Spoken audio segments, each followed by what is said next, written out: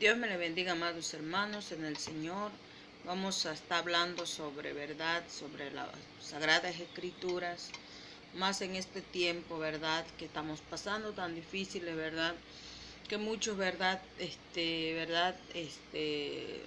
no llevamos bien lo que es, verdad, nuestra economía y hay veces, verdad, vamos, verdad, y prestamos a verdad esas financieras que verdad pero qué nos dice la palabra de Dios sobre las deudas, verdad, el tema de la palabra del Señor en esta hora de la mañana, día 2 de abril, dice el peligro de las deudas. La Biblia no es un tratado de economía, pero los principios fundamentales de conducta que expone cubre todos los aspectos de la vida humana y son guías seguras para los hijos de Dios, a pesar de los variados sistemas de financiación de empresas y gastos, usualmente en el hogar. La mejor actitud hacia la deuda es la que enseña la Biblia que se menciona en este capítulo, la esclavitud del deudor.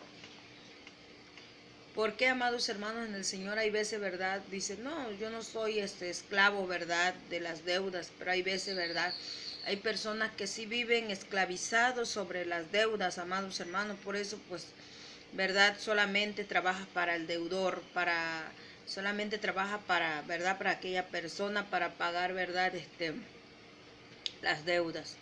¿Qué reglas establece la Biblia respecto al cumplimiento de las obligaciones? Paga a todos los que debéis, al que tributo, tributo, al que impuesto, impuesto. No debáis a nadie nada, sino amaros unos a otros. Nos está diciendo la Biblia, ¿verdad? Que no debamos a nada a nadie, ¿verdad? Lo dice en el versículo, amados hermanos, en el Señor, en Romanos 13, 7 y 8. Y sigue diciendo la palabra del Señor, en qué condición está el que toma prestado, en qué condiciones se encuentra. Dice, el que toma prestado se hace siervo del que presta. ¿Verdad? Se hace siervo del que presta, dice, ¿verdad? Lo dice en Proverbios 22, 7. Siervo es decir, estás endeudado con aquella persona. Quiere decir que él es tu amo. ¿Por qué? Porque le debes y él tarde que temprano te tiene que cobrar, tarde que temprano tienes que pagar la deuda. Por eso el Señor nos invita, ¿verdad?, que no nos endeudemos por ningún motivo, si no fuera, ¿verdad?, por necesidad verdaderamente, pero eso a Dios no le agrada definitivamente. Que nosotros aprendamos a vivir en esta vida, pero hoy en día la gente vive bien apresurado, hasta el pueblo del Señor, amados hermanos en el Señor, vive tan apresurado que se endeuda. ¿Hasta dónde es responsable el que toma algún prestado? Dice, pero si alguno toma prestado una bestia de su prójimo, es estropeada o muerta, deberá pagarla. Éxodo 22, 14. Porque dice, ¿por qué el joven del tiempo de Eliseo se preocupó tanto por la pérdida de la hacha? Pero aconteció que mientras uno derribaba un árbol, se le cayó la hacha al agua y gritó diciendo, ah, Señor mío, era prestada. Lo dice, ¿verdad?, en Segunda de Reyes 6:5, que, ¿verdad?, él sabía que tenía que pagarlo. porque era prestado, amados hermanos en el Señor. Nos enseña la palabra del Señor, ¿verdad? Que todo sea material, o sea lo que sea, ¿verdad? Dinero, todo eso tiene que pagar el cristiano, amados hermanos. ¿Por qué? Porque es muy importante, ¿verdad? Dice, ¿qué milagro realizó Eliseo para su retribución? Cortó un palo, lo echó allí y hizo flotar la hacha. En Segunda de Reyes 6:6 lo dice. Este incidente nos muestra la buena voluntad de Dios para ayudarnos a los que quieren cumplir honestamente sus obligaciones. ¿Por qué, amados hermanos? Porque a ese joven se le había caído la hacha, pero, ¿verdad? Eliseo rápidamente agarró un palo y, ¿verdad? Pero el Señor ahí estaba presente, porque se imagina una hacha que pesa dentro del agua, ¿cómo lo va a sacar si no lo está viendo? Solamente el poder de Dios, solamente, amados hermanos, es tan tremendo, porque dice que movió y la hacha subió para arriba. Y se imagina el poder de Dios, ¿verdad? Pero el Señor estaba viendo, ¿verdad?, la preocupación de verdad de ese joven, porque dijo, era prestado y yo lo tengo que devolver. Y en ese tiempo había mucha hambruna, amados hermanos en el Señor, cuando Eliseo estaba, amados hermanos, habían hambruna, y cómo iba a devolver el muchacho. Pero el Señor así, ¿verdad? El Señor, cuando nosotros somos sinceramente sinceros, ¿verdad?, de nuestra vida, sincero más que nada con Dios, Dios pone las herramientas para que nosotros, ¿verdad?, no nos endeudemos. Y sigue diciendo, ¿verdad?, la palabra del Señor, la prudencia de los negocios. ¿Cómo? Dice, ¿cómo manejas las personas rectas sus asuntos? El hombre del bien tiene misericordia y presta. Gobierna sus asuntos con justicia. Dice, el hombre de bien tiene misericordia y presta. El hombre de bien se está hablando de una persona que tiene a Dios en su corazón, ¿verdad? Tiene a Dios, amados hermanos, porque, ¿verdad?, dice, tiene misericordia y presta y gobierna sus asuntos con justicia. Él, con una gran sabiduría, amados hermanos en el Señor, gobierna sus asuntos, dice sus cosas, amados hermanos. Lo dice, amados hermanos, en Salmo 112:5. Y nos sigue diciendo la palabra del Señor, amados hermanos en el Señor. Dice, ¿qué parábola de Cristo enseña discreción comercial? Discreción comercial. Dice la palabra del Señor, ¿quién de vosotros, queriendo edificar una torre, no se sienta primero y calcula los gastos, a ver si tienen lo que necesita para acabar, no sea que después que haya puesto el cimiento no pueda alcanzar, y todo lo que lo vean comiencen a hacer burla de él, diciendo, este hombre comenzó a edificar y no acaba. ¿Verdad? Para hacer algo, amados hermanos, para hacer tal vez una casa, para comprarte un carro, para hacer tantas cosas, ¿verdad? Primero, el hombre sabio, la mujer sabia, el hombre sabio se tiene que sentar, ¿verdad?, para ver si su presupuesto, amados hermanos, en el Señor le alcanza. Pero hoy en día, ¿verdad?, las familias, ¿verdad?, hay veces, ¿verdad?, hasta el dinero es causa del divorcio hoy en día, amados hermanos, en el Señor, porque la gente, amados hermanos, viven desordenadamente en todas las áreas, amados hermanos, en el Señor, desordenado en la finanza, desordenado en su hogar, viven, ¿verdad? Pero el Señor nos enseña, ¿verdad?, a los hijos del Señor que se sienten y que vean verdaderamente que si alcanza la finanza, ¿verdad? Porque no seamos burlas de aquellas personas, porque hay veces hay personas que se burlan, amados hermanos, en el Señor.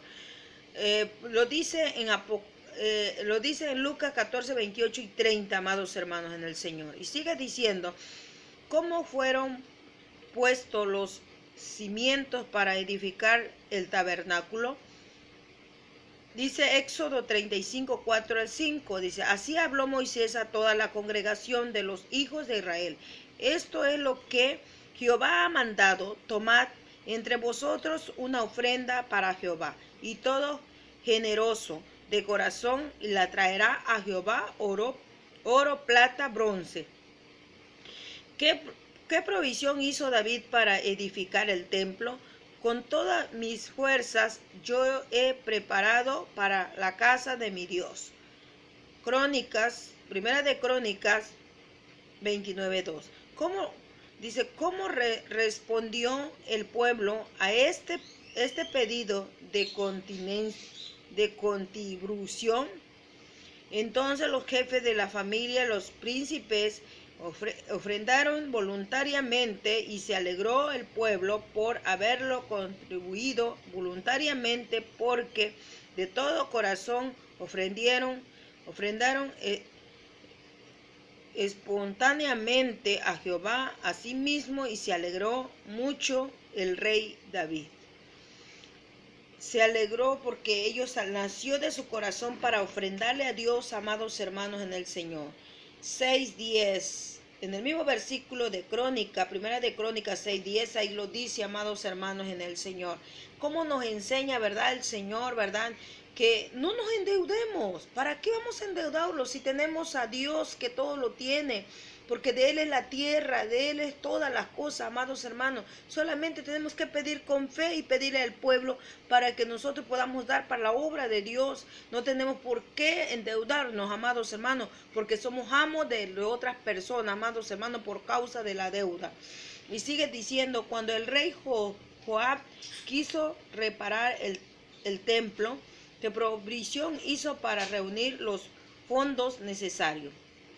Joab dijo a los sacerdotes, todo el dinero consagrado que se acostumbraba traer a la casa de Jehová, y todo el dinero que cada uno de su propia voluntad traía a la casa de Jehová, que lo reciban los sacerdotes, cada uno de la mano de sus familias, y con él repare los portillos del templo, donde quiera que se haya grieta. Lo dice la palabra del Señor, amados hermanos en el Señor, en Segunda de Reyes 14:4. Cuando después de 17 años se descubrió que las reparaciones no se habían afectado, todavía que se hizo. ¿Verdad? Todavía que se hizo. Dice, pero el sumo sacerdote Josadat tomó un cofre y hizo en la tapa un agujero. Lo puso junto al altar, a la mano derecha, conforme se entra en el templo de Jehová. Y los sacerdotes que guardaban la puerta ponían allí todo el dinero que se traía a la casa de Jehová. Lo dice, ¿verdad?, en el versículo anterior, amados hermanos del Señor, Segunda de Reyes 12:9. Ahí lo dice la palabra del Señor, amados hermanos en el Señor. Es tan hermoso cuando el Señor nos enseña, ¿verdad?, cómo nosotros llevar nuestra finanza y cómo darle a Dios lo que es de Dios, amados hermanos en el Señor. Porque ahí se está abriendo una puerta de bendición. No es para que, ¿verdad?, como muchos dicen, no es que el pastor se está enriqueciendo de eso. No es así, sino que nosotros tenemos que dar para Dios. Tenemos que ofrendar para Dios, para que esa fuente de bendición se abra, para que no haya esa peste de escasez, amados hermanos, en el Señor, en su hogar, ¿verdad? Ni en ningún lado de lo que usted posee, sino que se abre una fuente de bendición. Y eso está bien visto, amados hermanos, en el Señor. Sigue diciendo, ¿verdad? Dice, ¿qué se hizo con el dinero recogido? Entregaban el dinero suficiente a los que habían la obra y a los que tenían en su cargo la casa de Jehová. Ellos los gastaban en paga, y los carpinteros maestros que reparaban la casa de Jehová. Estos ejemplos proporcionan buena lección acerca de la financiación de la empresa del Evangelio. Obsérvese que es cada caso se provea los medios ante que la edificación comenzará. Por lo tanto, no se compartía deudas en todas las transacciones comerciales. En este es un excelente plan a seguir. Es un excelente plan a seguir porque cuando uno, ¿verdad? Con una persona, Dios lo bendice más, y si da más, pues es ¿verdad? Es grande y poderoso Dios, ¿verdad? Para ayudar a su pueblo, amados hermanos en el Señor. Es verdad la palabra del Señor que me ha dado para el día de hoy, para su pueblo del Señor, para su pueblo de Dios, que no, ¿verdad? Que deje que la bendición fluya en su vida. Dios sabe y conoce el corazón, Dios sabe y conoce, amados hermanos, y nosotros, ¿verdad? Como hijos de Dios, ¿verdad? Sabemos que Dios es poderoso, grande y misericordioso. Dios me les bendiga grandemente, amados hermanos del Señor, y todos aquellos que van a escuchar esta palabra, Dios me les bendiga y se colmen de grandes bendiciones. Dios me les bendiga.